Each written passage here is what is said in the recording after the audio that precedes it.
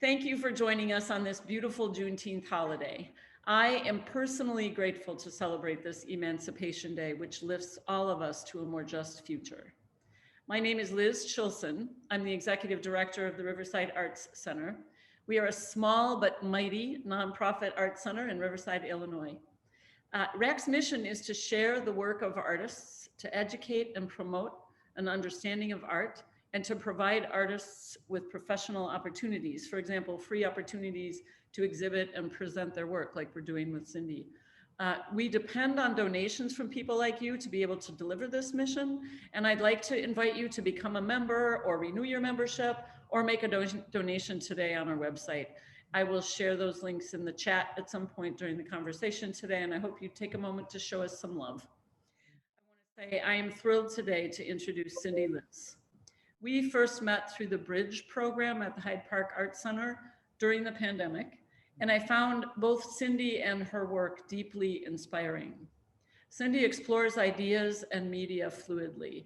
Her art is informed by her profession as a healer and by her unflinching eye looking at what needs healing.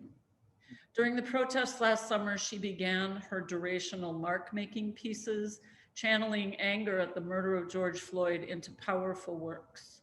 Her use of brown paper bags lent the pieces a sense of urgency. She used what she had available at hand to record her process. I know Cindy has a lot more to share on this and much else. She also makes beautiful indigo pieces, some of which you can see behind me in the gallery. And so without any further ado, I will introduce and turn it over to Cindy. Welcome. Thank you, everyone. And that was such a warm introduction, Liz. I feel very, very touched by that. Well, it's good to see everyone here. Good to see some new faces and names and some familiar ones. And I'm really excited to have this opportunity to show my work at Riverside Arts Gallery, to work with Liz again.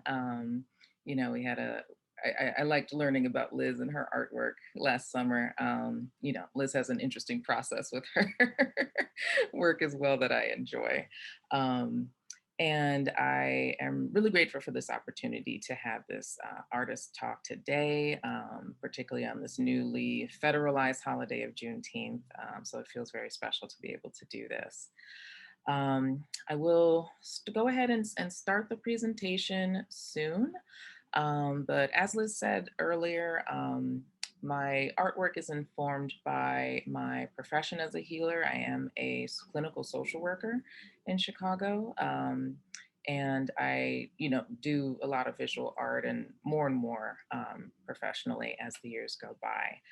But it's not exactly what I was trained to do or whatnot. It's not exactly my day job, but I'm glad that folks respond to it in this way. And it's been so helpful for me in my own process as I, kind of wrestle with the traumas of our current time and how it's informed by the past as well in my work. So without further ado, I will go ahead and share my screen. Is that showing up for everyone properly? It looks like it. Okay, great. I'll continue on. And it does look like I can see everyone on the side. So, we can maybe raise hands can actually show up. I'll be able to notice.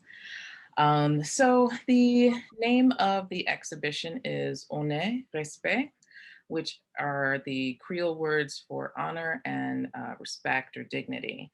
And this is a very common greeting used among Haitians when entering someone's home. I like the idea of this as the title for the exhibition because it's not only a greeting, but it's also an expectation of everyone in the dwelling.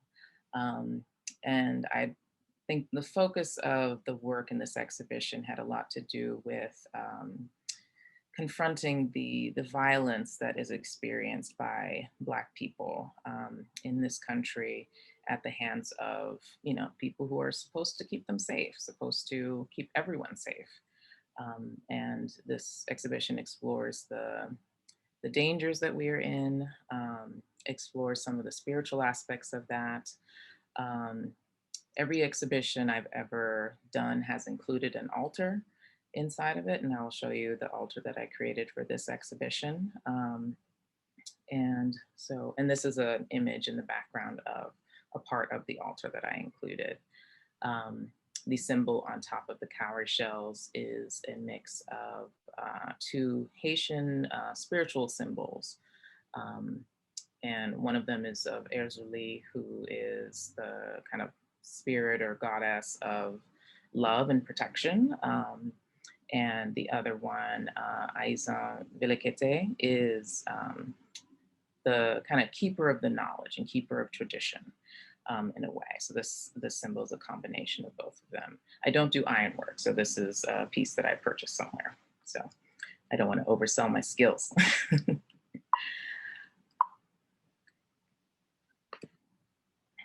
So this is an image of the altar in the exhibition.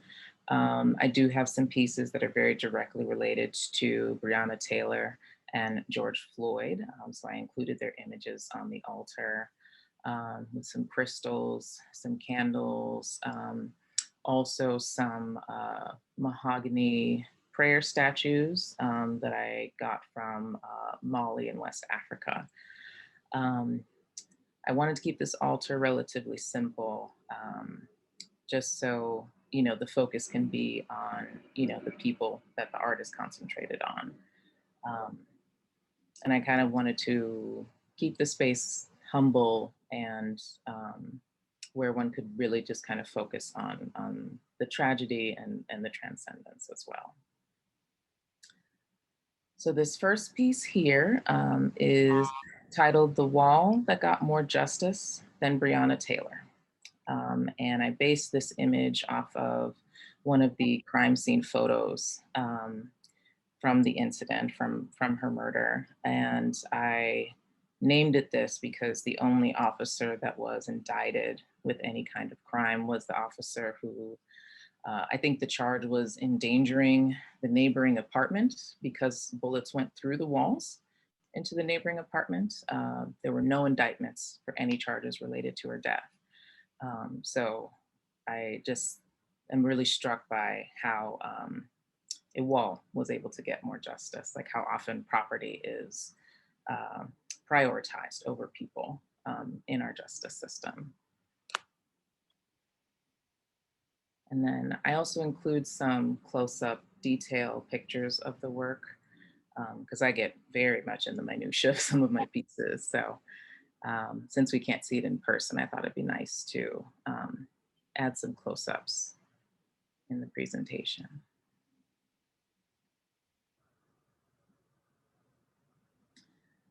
This piece is called "The List of Places That Are Safe for Black Women." I think as I was preparing for this exhibition, I kept coming up with lists of things. Like I was coming up with a list of places where Black women are harmed. And that list got very long. I was thinking of lists of things that are more protected, things or people that are more protected than Black women. And that list got very long. And I tried to come up with a list of places that are safe for Black women. And I couldn't come up with a space where there hadn't been some violence against a Black woman. And so I ended up with this kind of white space where there are no words, just this amalgam of waves of energy. You know, maybe there's a abstract space or a theoretical space where this is possible. And some detail shots.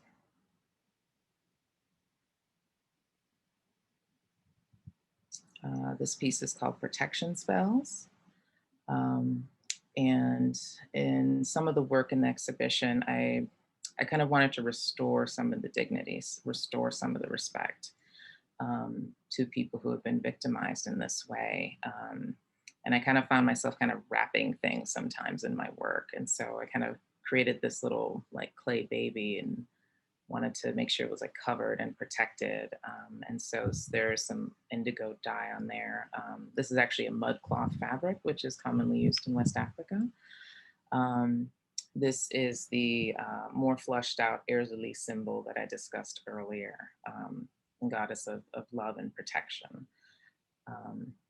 And so just kind of floating in these energy waves, you know, hoping to keep this child safe and hoping that it will work.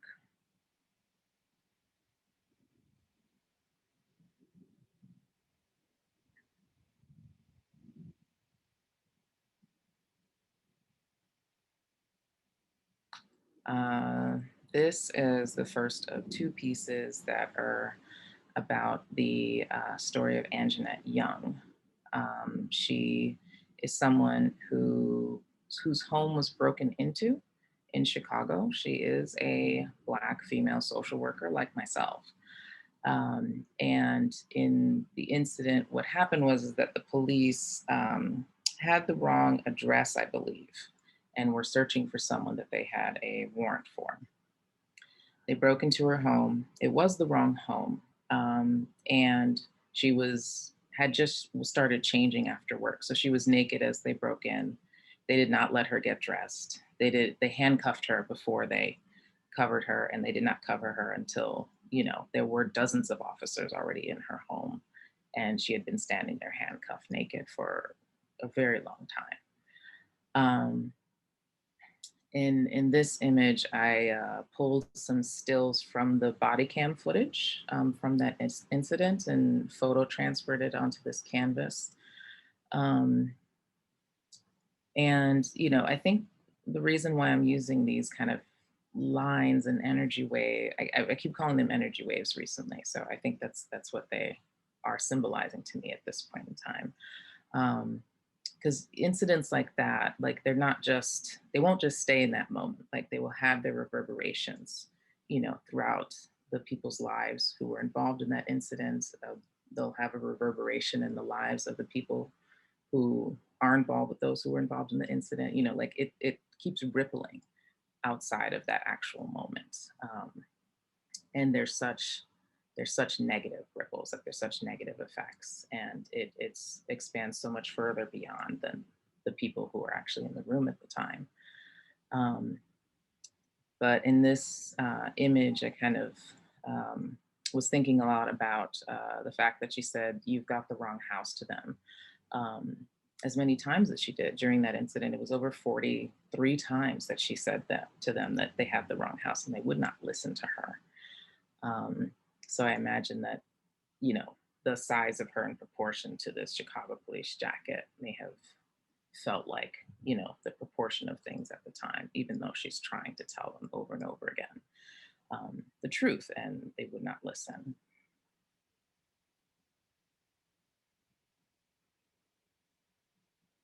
And not only did they have the wrong house, they realized that the person that they were looking for in the first place was already in police custody elsewhere. So it's really, really bizarre that this incident even happened in the first place.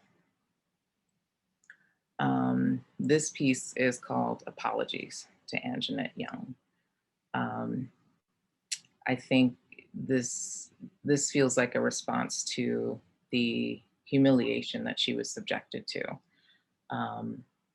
And this is mixed media. This includes this is indigo on silk, two different types of silk,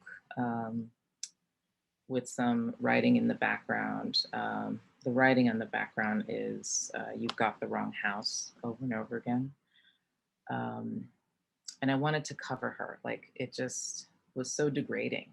And I wanted to kind of restore some dignity to her by creating this piece there.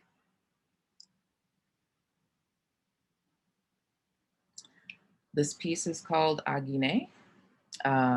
And it's titled that because in Haitian tradition, the afterlife, what we consider heaven, is Guinée, our word for Africa.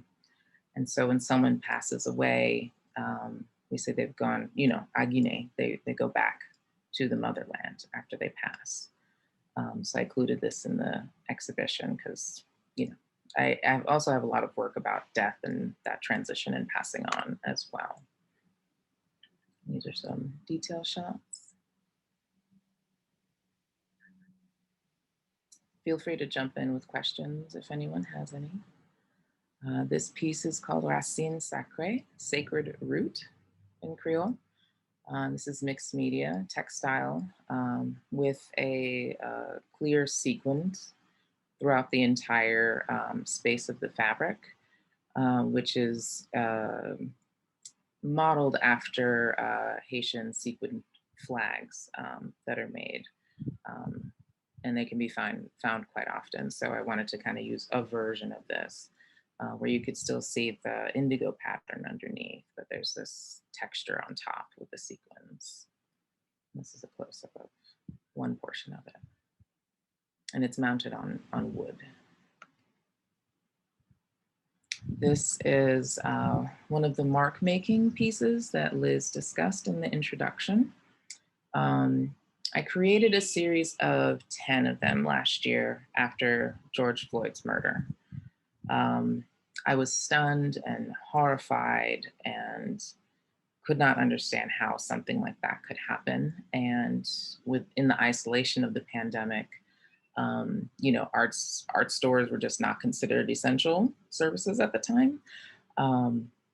So I had all of these paper bags from, you know, grocery stores because they weren't letting us use our reusable bags anymore. And so this was just the material I had on hand. So it's very like specific and bound in its time. That series of 10 pieces is now on display in the Museum of Science and Industry's Black Creativity Juried Art exhibition. And the process of making these pieces, which we have a video of that we'll show you in a bit, is I was curious about how much of a page I could fill in 8 minutes and 46 seconds, which was the time that was announced for, the time that was shared at the time for how long the officer kneeled on his neck. And I kept finding like I just kept filling up this page, like it became illegible. After a while, I started using words that George Floyd said in those 8 minutes and 46 seconds, words from protests following the incident. Some of them were just abstract scribbles during that time, because I think I got stuck on that amount of time because it is such a very long time to physically do anything and sustain the effort to do that. And so I think doing each of these bags, it felt very compulsive, like I needed to try to understand this and try to understand the horror and the monstrosity that was going on. And there was also such a remarkable response to that incident. Like I'd never seen, and I don't know in history if there's ever been such a global and profound response to the death of a Black man who was previously unknown. You know, like I've never seen that happen before. I've never heard of this. And it was also quite moving to see how affected everyone was at this, you know, that everyone could see the humanity and the inhumanity of that moment all at once. And so for this series that I created this year, this was in response to the trial of Derek Chauvin. And this one is called Verdict, Guilty on All Counts. And during the trial, it was revealed that he was actually kneeling on his neck for 9 minutes and 29 seconds. So it was an even longer period of time. So I adjusted the time frame of each of these pieces to accommodate that time frame. This next one,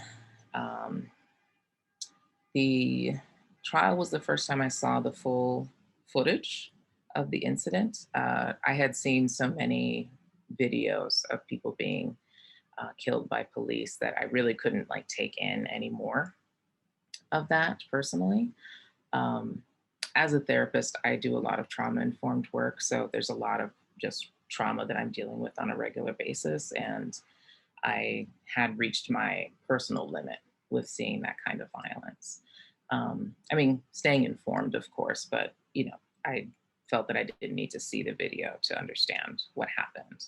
I don't need to vicariously traumatize myself further than necessary.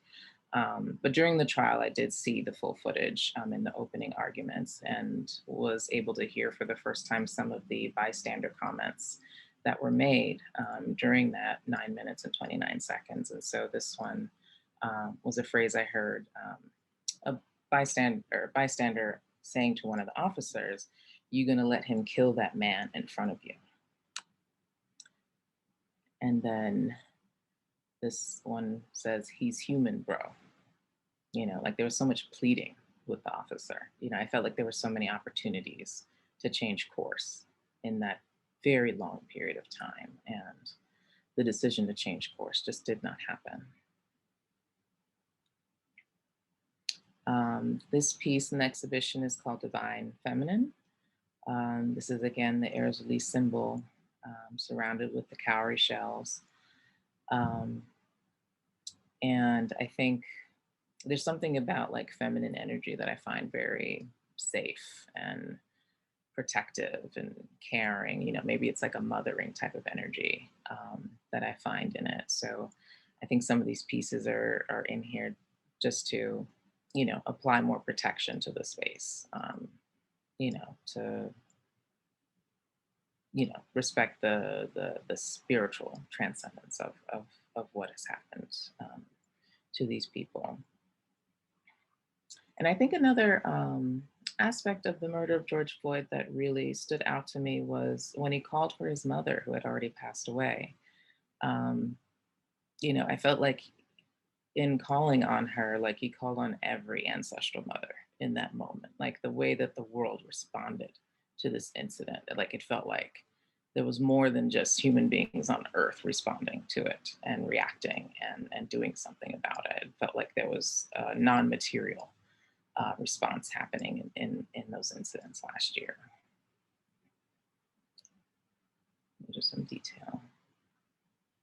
And this is on jute with batik, a wax resist used to dye the fabric.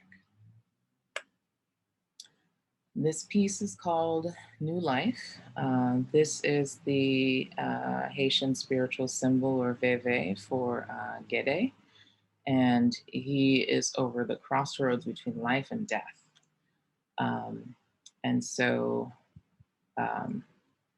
right at that crux, thinking about, almost these very slight differences between life and death. Like Anjanette Young might not have survived that incident had it gone any other way.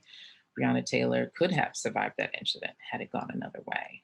George Floyd could have survived if any one of those officers decided to get him off of his neck.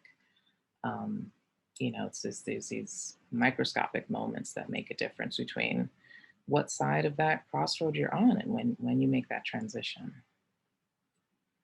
This also incorporates some of the sequening in the work that is, I think, a little more common in the types of Haitian flags that are created in Haiti. Of course, the ones that are traditionally made are fully sequined, and I'm not there yet, but I wanted to incorporate some of that work into this piece.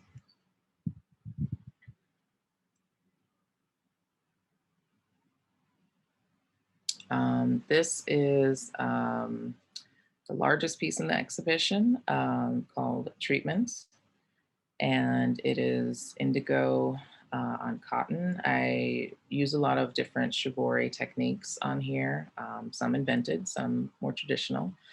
But there are several different types of resist patterns in here. The day that I made this piece, I felt very wound up on the day that I made this. And so there is a lot of like tying, and, there were 2 different types of ropes that I used on this piece. Like this whole thing was very bound when I was actually putting it in the vat of dye. And once it was released and opened and I could see the final pattern, it's very abstract. Like some people say it looks like a rib cage, if we're thinking about that, I can't breathe phrase, people losing their, when you take your last breath, that you have made that transition at that point. People have seen all manner of images and have interpreted this piece in a lot of different ways. It's always interesting to hear the interpretations too, because feel like it kind of gives me a little insight on the person and how they see the world as well.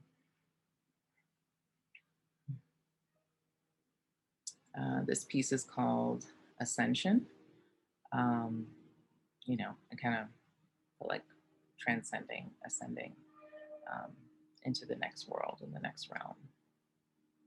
This is also mounted on wood.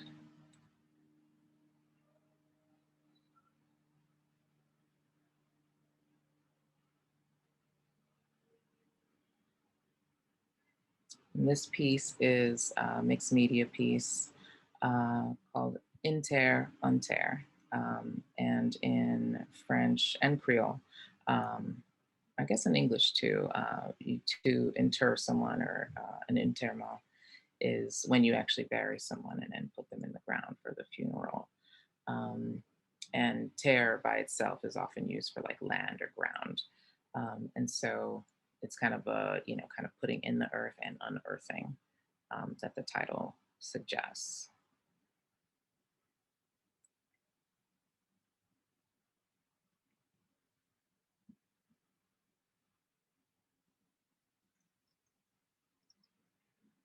And this last piece that we'll show, this is a mixed media sculpture that I created.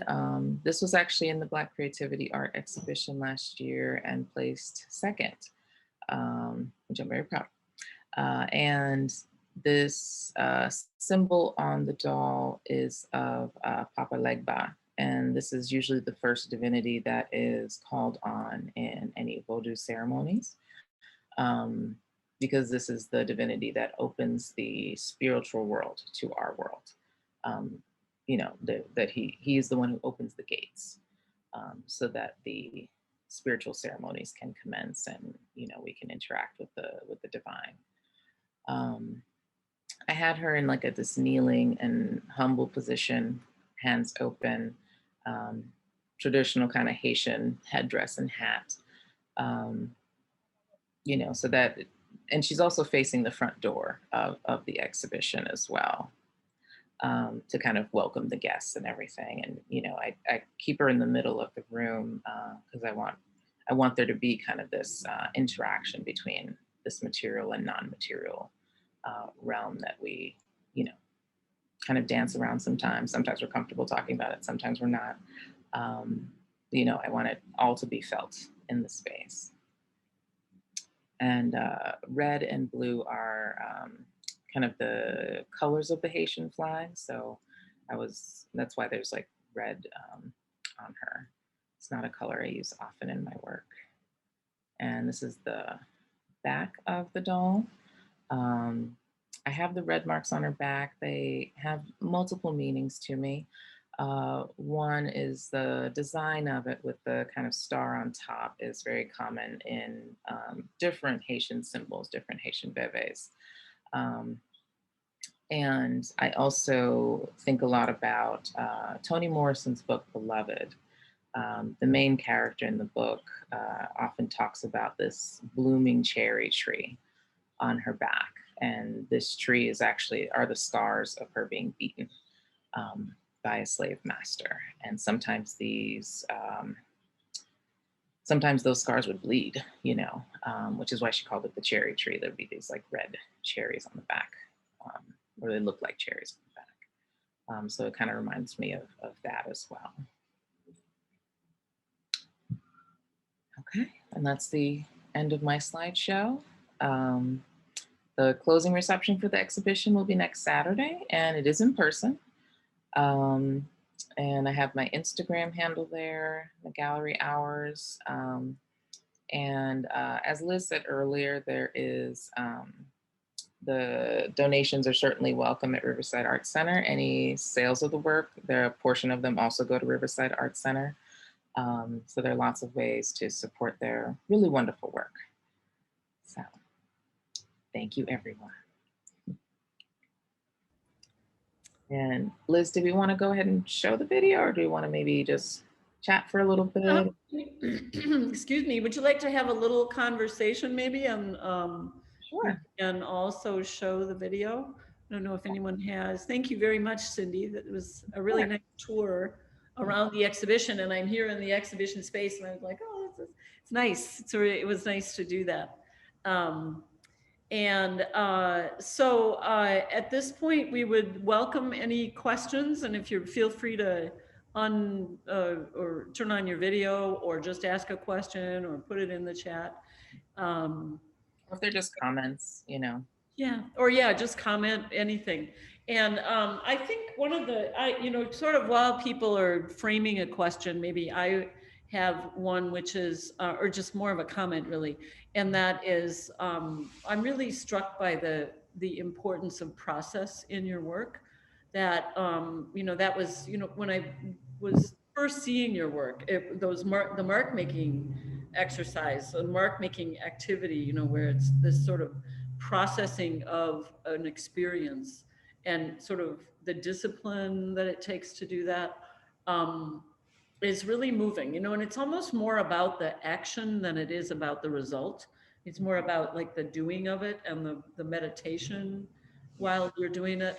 And I wondered if you could maybe, I mean, I guess I'm sort of curious. I don't know that much about the Japanese shibori process, and but the large piece, which is just over my shoulder here, and one of the things that I'm just really struck by the circles at I'm sure everybody has a different thing that's interesting about that piece to them, but and I know you've talked about how you were wrenching and binding and crunching and just like really working it. And so I wonder if you could, I don't know, I just, it's more of a comment than it is really a question, but I wanted to just sort of bring that up. Yeah, yeah. I mean, there's a lot of physical labor involved with dyeing textiles and indigo. It's a full day process just to dye the fabrics, to process the fabrics afterwards, so that you don't lose the color in the wash. I mean, my body is tired. Every time I teach an indigo workshop, every time I'm doing my own work, when I have a chance to, it is a very physically taxing thing. And I'd be considered like, young and healthy and all of that. And I'm exhausted by the end of the day and need to leave. Um, and even with the paper bag project, like that was, I mean, to sustain like keeping a mark making utensil on a page and keep it moving for that long of a period of time, like that creates soreness in your arm and in your back. My neck was sore, because of what I'm doing. Sometimes I was often crying while I was making these pieces. Sometimes I'm like trying to make sure I'm still breathing steadily, because sometimes I'm holding my breath and don't even realize it until I'm starting to feel short of breath. And, it's very reminiscent of what I was pondering, as I was making those pieces in the first place. So yes, physical labor definitely plays a big role in my work. Mm-hmm. Yeah. Did anyone else have any comments or thoughts or questions to share? It's so good to see you. I'm so glad I was able to make it for this talk today. Similarly, I've seen you share the mark making pieces and the process on social media over time as you did the various pieces. And something you mentioned when you were talking about it was there's so many opportunities for course correction in that period of time. It's a long period of time to be doing anything, even staying, like trying to sit still. Yes. I think there are people who'd find it very challenging to sit still and like meditate for 8 minutes and 46 seconds. And yeah, I think that was very, very inspiring, both to see the pieces that came out of it, but also to think about that action as a way to engage with the grief, right? And to figure out what to do. Because I think that also brought up, and especially I think for so many white people, this like, what do I do now? Yeah. And it's like, well, maybe take 8 minutes to think about it. Right. Yeah. So thank you for that. That is a huge. think, Definitely.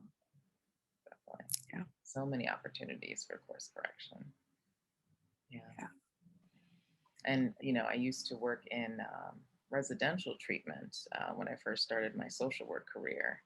And, you know, sometimes we would have to put, you know, some of the kids we're working with in physical holds to keep them safe. Sometimes they become a danger to themselves or to other people. And while it's always a last resort, like it was necessary in the setting I was in to do that sometimes. And there was so much training that I had to receive and so much direction and corrections about how not to obstruct an airway, how to not accidentally fracture a bone. Because it's very easy to do those things when you're putting people in a physical hold. Um, you know, I mean, if you have two adults on one child, like it's very easy to harm them. You know, like we get harmed in the process of doing these holds. Like it's not safe for anybody, really. So the training was vigorous. And so I think in part two, I just, you know, had so many questions about how they're trained when they make physical contact with people. Like, what is their training like? Because I couldn't go 6 months without a refresher, practice, being corrected on things. And this incident, this may happen like, you know, I've been in settings where it maybe only happened like once a year. You know, I worked in a place where they hadn't had to do one in 7 years, but we were still being trained constantly how to do this safely so that if we ever had to do it, we could do it as safely as possible. You know, so it just, I was really stunned, really, really stunned.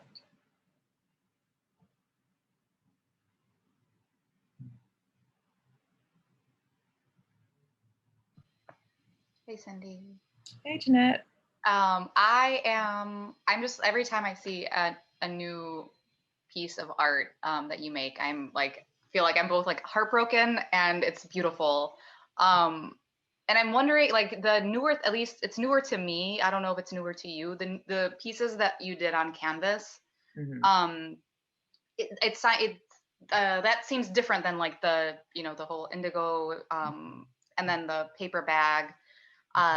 Is it new to you? Is that something that you're doing that's new, or is it something you've done before and is just sort of new on your Instagram?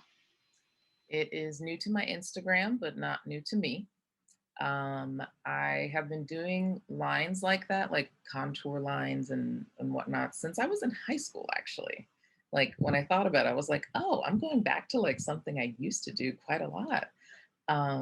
Not that I ever showed it to anybody, like these were happening in the corners of my notebooks during class when I should have been paying attention and wasn't. But you know, this is something I used to do in my work quite a lot, but never would like show it to anyone. I didn't consider myself an artist at the time. And so in this past year with the pandemic, you know, there hasn't been a lot of access to in-person spaces to do these indigo workshops. And often I'm able to like, you know, sneak in a few of my pieces with the student work to get some of my stuff done. But my studio has been my home for the last 2 years or so. And I don't have the facilities in my home to do any work with textile and indigo.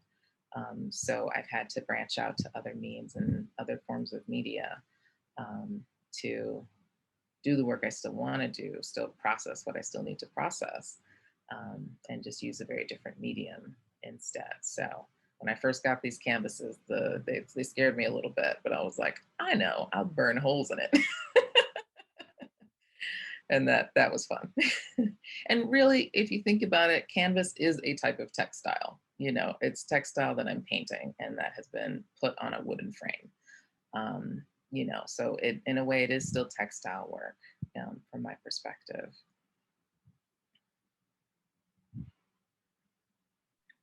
Wait, I didn't realize you'd burnt the holes. How did you burn holes in the canvas? With like candle? Did you like hold it over a candle or? I had a lighter, one of those long lighters, Okay. and I was very safe about it. I had like a very well soaked like paper towel to like like stop the burn so it didn't like spread to the whole thing. But yeah, I wanted to create these like bullet holes in the piece, and I felt like probably setting the canvas on fire would be the best way to create that effect. So that's what happened. Mm-hmm. that was kind of fun. It was fun to do that part. I did I did a test canvas too. So there's a really like messed up looking canvas in my house that has been through a lot this year.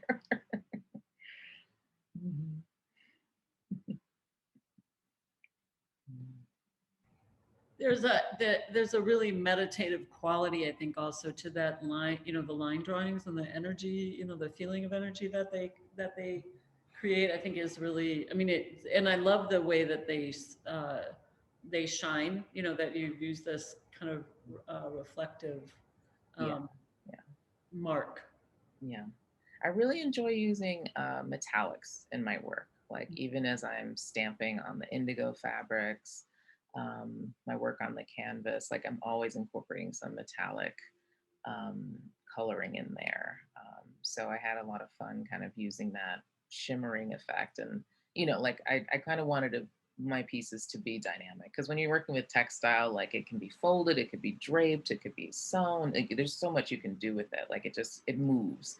You can literally see it moving in my background with the wind. And with canvas, it is so stiff. So I think sometimes the way I was doing the lines and the images, like I wanted it to keep shifting from where you were looking at it. Mm-hmm. Yeah. They were fun to do. They are very meditative. They take quite a long time. Mm-hmm. There's, I wanted to ask you, sort of how, because I think it was Sarah Jeannie mentioned, there's really, there are different medium, that you're working with, with the indigo and the painting and the, these different video and the mark making. And one of the things that I know when we initially talked about this exhibition, we kind of talked about different ways to approach it. And I really encouraged you to include everything, because I see this kind of connection between it. And I think that it's this sense of processing grief. I think, and I think there's a real, I've seen a lot of this kind of work being done by artists, and, in kind of a whole range of ways that people are really engaging. And I think the pandemic, and there's so much death and so much, just sort of fear around that also, that I think that that's one of the things that I find really inspiring, is this sense of working through and working, like going through grief. That's how you that's how you get through it, is you go through it. You just have to do it. And so I don't know, I wondered if there was something, that's kind of, it strikes me in your work. And I don't know, just kind of, again, a comment, not really a question. Well, I appreciate you encouraging me to include everything, because I think for me, like some of the pieces didn't seem like they went together. And then once even as we kind of planned out like how we were going to lay out things in the exhibition and what it was going to look like it didn't feel cohesive until I had everything up on the wall. And I was like, oh, it does fit. Like it does make sense all together. So I really appreciate your push in that direction, because I was, I don't know why. Sometimes I put these fake limits on myself that I made up and aren't real. And it's always helpful to have someone outside of me to kind of correct that and help me realize that these aren't real limitations. You can just go in that direction, and it'll be fine. It'll look great. It'll work. It's one of the things that the FlexSpace, we at Riverside Art Center, we have 2 contemporary art galleries. And so the FlexSpace is one that's more of this kind of process place where you bring in and work out. Sometimes we actually even have people in residency here in the space just making work. And so it's a real opportunity. There's work that you do in the studio, and then there's work that you do in an exhibition, and then there's this sort of space between where I know during during one phase of the pandemic, when we couldn't really have a lot of people here, in one of our artist talks, one of our board members, I think it was Paul D'Amato, and he said, one of the things that's really important that happens in an exhibition is that you see the work on the walls. You know, you, as an artist, you just the process of doing it, even if nobody sees it, is this really important element of learning how the work fits together and what it, how it talks to each other, and that sort of thing. And I think you know, there's an exhibition in the Free Arc right now, which is a really large group exhibition of paintings, and there's another element of that where it's work by different artists that talk to each other, you know, and that's a really, it's just something that, you know, being able to have exhibitions and see work actually in spaces again is something that is so rewarding. And I think it's because of that, you know, that you really, there's an experience of it. It's part of the process of engaging with art that isn't about looking at each individual piece, but about this sort of context that you create in a gallery. And once the show is done, that you can repeat it, but it's different. You know, this width between the walls makes a difference. And so anyway, it's exciting to see, and I'm glad you did this, that you did the work. Yeah, I absolutely am too.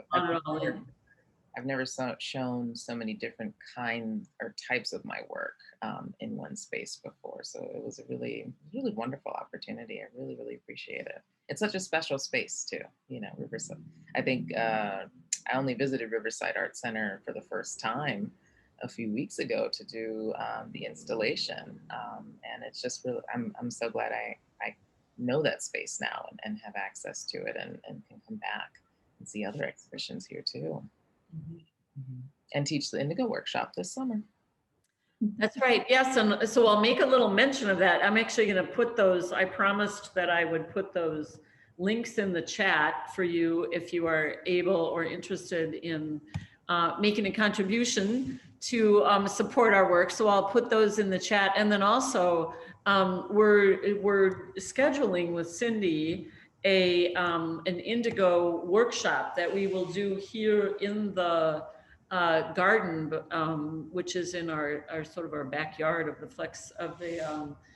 the Riverside Art Center. And so we'll have information about that on our website soon. Seems like it will be in July, and possibly we'll do one in the fall also, kind of depending on how things go with that. And we do have, you know, we're working on a number of different classes that people can, you know, that are sort of different. I know there's one of our audience members today is an artist from Wisconsin, Angela Johnson, who has been, makes these amazing books. So I'm calling you out, Angela, bring you on screen. And Angela makes these absolutely beautiful books in, you know, a whole range of ways. And I know you have a whole practice of engaging artists in sort of professional practice. And also there's a healing element in the work that you do, also the teaching that you do. So we hope to have Angela here, both online and possibly in a book workshop, maybe later in the summer. We're trying to see how we can make arrangements for that. So, so there's lots going on, and we encourage everybody to, you know, connect to our website, and also do join us on the 26th of June. We'll have a closing celebration for both this exhibition and the exhibition in the Free Art Gallery. And we are welcoming people into the space. This will be our first reception since March of 2020. And so I'm very excited about it, very excited to see people. And so we'll have the galleries open and the garden, and it kind of makes it possible for, you know, to really feel like we can gather, even as people still need to get vaccinated and we still need to, you know, get this pandemic under control. But we're excited to be able to invite people in. So, Angela, did you want to say anything, or you just wanted to sort of wave? Oh, I kind of was just waving. Sean and I had a conversation yesterday, and the gratitude bookmaking workshop we're hoping to have live.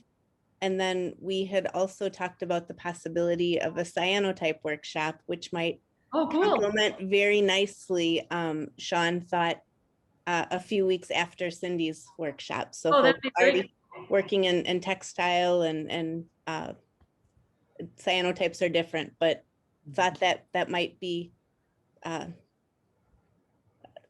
nice kind of after, if folks are interested, they might like cyanotypes too. So Yeah, that's a great idea. You know, when I first met Cindy, I was doing cyanotypes. Yeah. And so I was like, these are like cyanotype, but it's really different. So yeah, similar, but quite different. So, and Cindy, thank you for your wonderful talk and your exhibition of work too. It was great to hear and to see. And I do some Reiki and work like that too. And like, I literally see like the energy within your work, like the flow and the lines. So I couldn't think of anything profound to say when we were having a discussion. So thank you. Thank you very much. I appreciate that. I appreciate that. thanks, Angela. It's good to see you. See you.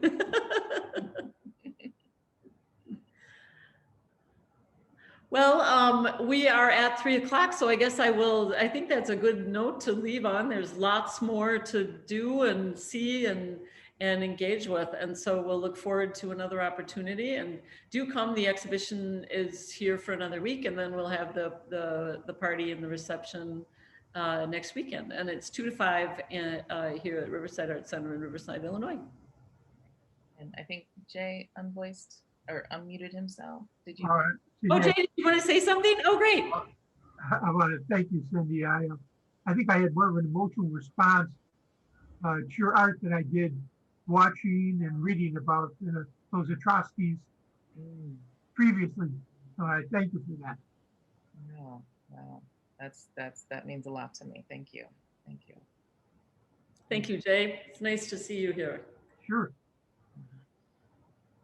Well, thanks so much. This has been really fun, a fun way to spend a little time on Juneteenth. So I hope everyone enjoys the day and the weather. It's a beautiful day. And thanks again. Yeah. Thank you, everyone. I really appreciate it. Thank you. Bye-bye.